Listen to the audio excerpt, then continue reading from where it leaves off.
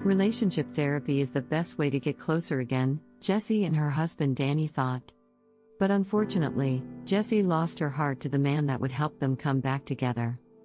A very happy marriage of 10 years and 2 wonderful kids. That sounds perfect, right?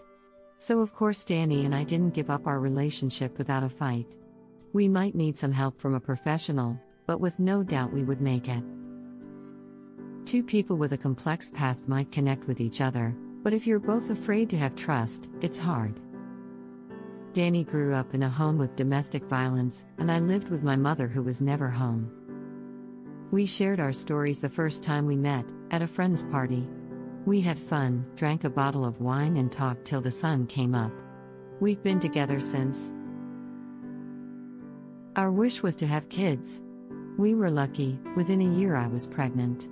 We had a son and a daughter. What a surprise it was when I found out that I was pregnant again. Unexpected, but very welcome. Unfortunately, I started bleeding in the 6th month, and a week later our baby passed away. We were broken.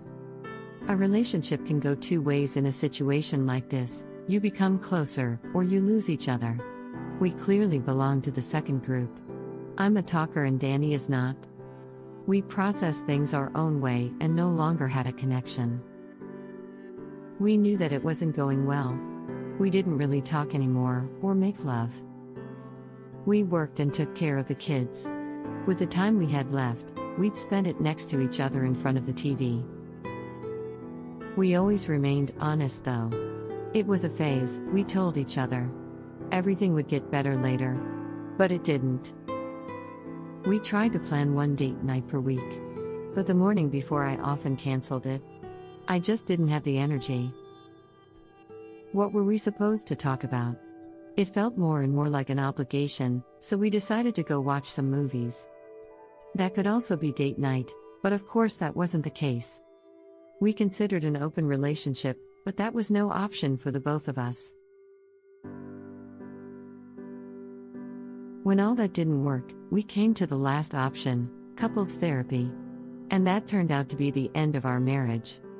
His name was Max, and he had over 20 years of experience as a couple therapist. A colleague gave me his number.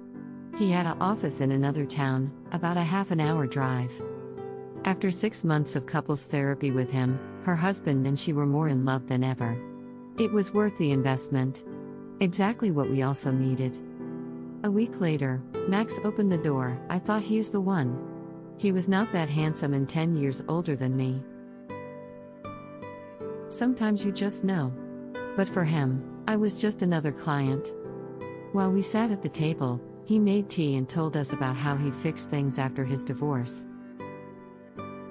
Danny didn't feel as at ease as I did. He moved uncomfortably in his chair, his arms folded tightly shut. Max proved to be a place of peace. He let us talk session after session. We worked on family constellations. We returned to our youth. Our children's birth.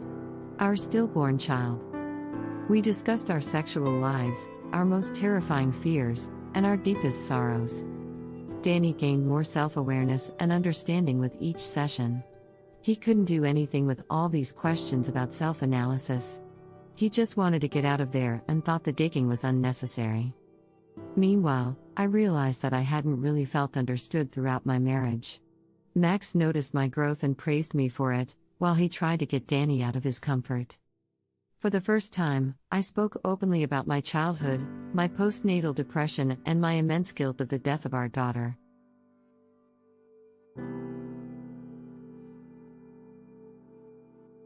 This was the point that Danny and I needed to find each other again.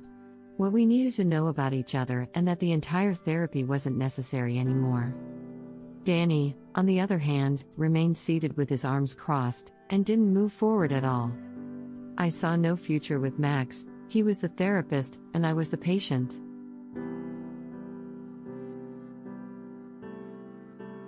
I didn't imagine us going on vacations together, or him meeting my children. I didn't even fantasize about sex. Nonetheless, I was totally in love. Nobody had ever understood me like that before. I was unable to eat. When I went to bed, all I could think about was his arms around me. I lived for those moments every week. A new therapy session seems like forever. Danny had no idea and no way I would share my crush with him. I felt like a teenager in love. This feeling was new to me, but what was I thinking? But I couldn't stop it. I wanted Max's big, safe body against me, his arms tight around me. Meanwhile, one thing became clear: Danny and I would not find each other again. This last option, the last attempt to get closer together, only drove us further apart. I expected Danny to open up. I wasn't mad that he couldn't either. If I was honest, he had always been like this. I, on the other hand, had completely adapted to him, and had forgotten what I really needed. We ended our marriage 3/4 of a year later in Max's practice.